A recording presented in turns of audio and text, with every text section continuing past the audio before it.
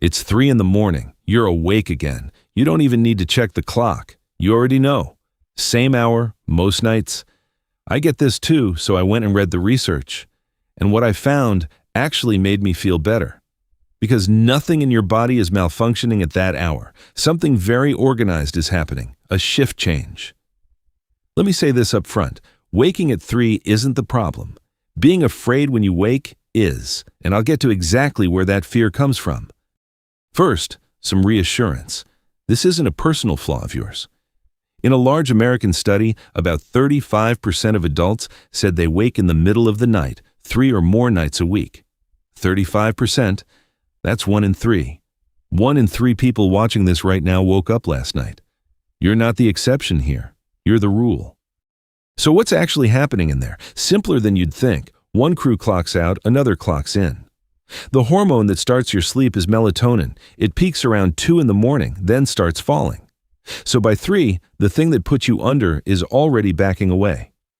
Now the incoming crew, cortisol. Everyone calls it the stress hormone, but it's really the hormone that gets you ready for morning, and it climbs through the second half of the night.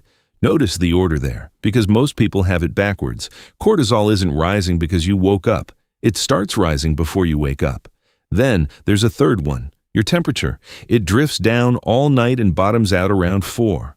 3 o'clock sits just before that floor. So put it together. Sleep hormone withdrawing, wake hormone arriving, temperature near the bottom. Honestly, I don't think 3 in the morning is a time at all. I think it's a handover. Your body changes shift and you float up to the surface while it does. If that cortisol detail surprised you, subscribe.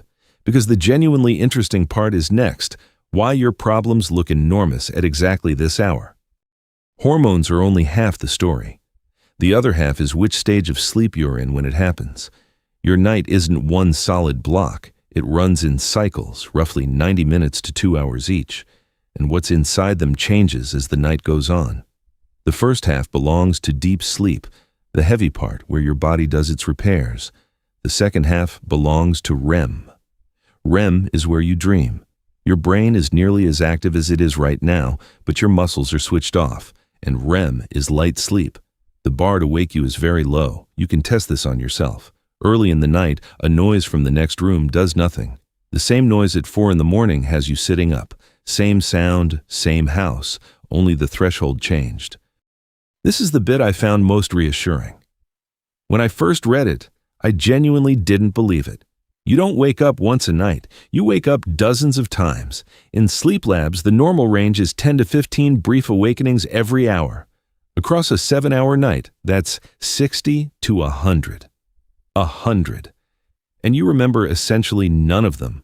Most last under 15 seconds. An awakening has to run past a certain length before your brain bothers to store it. So why does the 3 a.m. one stay with you? Because that one runs long.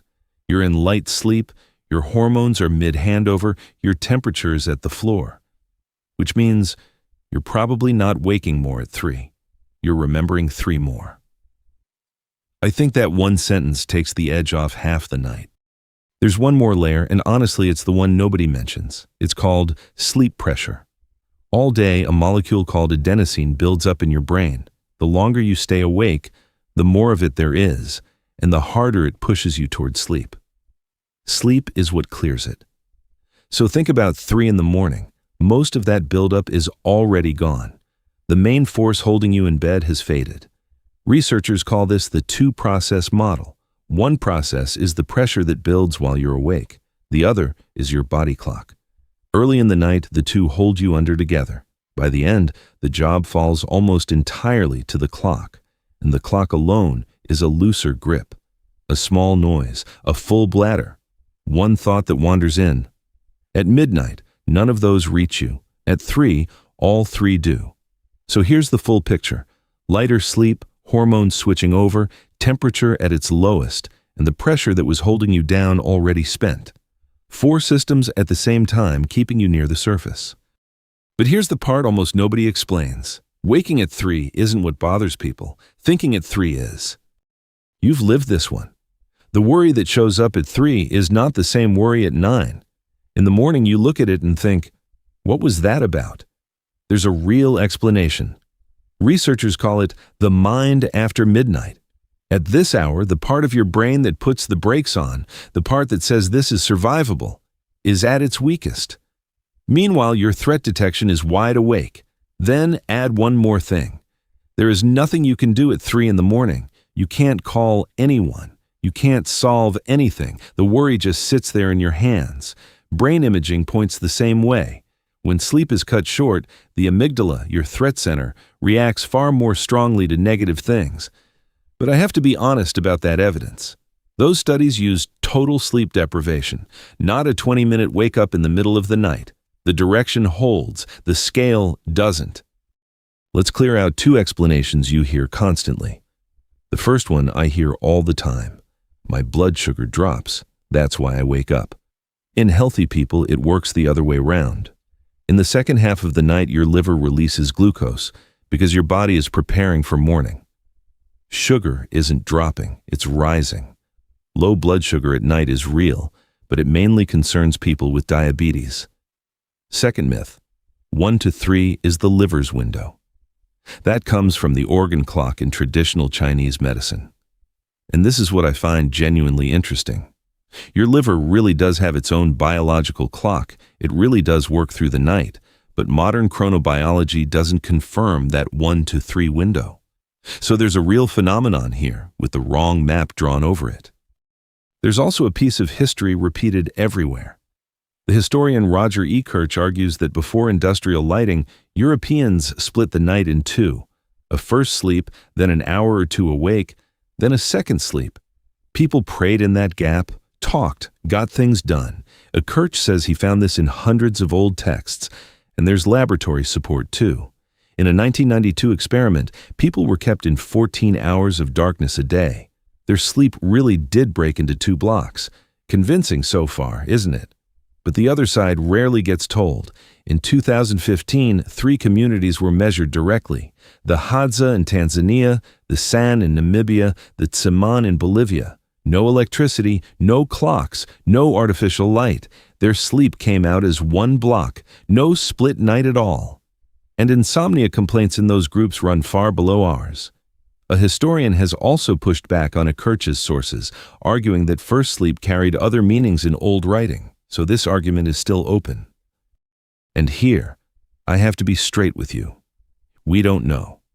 Do people genuinely wake more at 3 in the morning, or do we just remember 3 better? Nobody has separated those 2 cleanly. What people believe about their own sleep often disagrees with what the lab records. The strongest part of this video is the mechanism. The weakest part is the counting. Leaving that out would sound more impressive. It wouldn't be true. So what should you actually do when it happens? The advice with the strongest evidence is almost annoyingly simple. Don't lie there forcing it. If you're not asleep again within about 20 minutes, get up. Do something boring in dim light. Come back when you feel sleepy. It's called stimulus control. And it's one of the best performing parts of insomnia treatment. The logic is simple. Every minute you spend awake and tense in bed teaches your brain that bed means being awake. The second piece of advice is even simpler. Don't look at the clock. Seeing the number turns an ordinary awakening into a measurable failure. It's 3:30, I'm up at 6, that's 2.5 hours left. Sound familiar? That arithmetic is what keeps you up. And some things do deserve a doctor. Snoring with gaps in your breathing. Getting up to urinate again and again, night sweats, pain that keeps coming back. Those aren't an ordinary 3 in the morning. So the next time you surface at 3, you'll know the whole sequence. Melatonin pulling back, cortisol climbing, your temperature at its lowest, and REM all around you. Your body isn't breaking down, it's changing shift. And the way I see it, the win isn't making the waking stop, it's making the fear stop. So one last thing. Do you wake up at the same time every night? Put that exact time in the comments. I'm genuinely curious how many people end up typing the same number.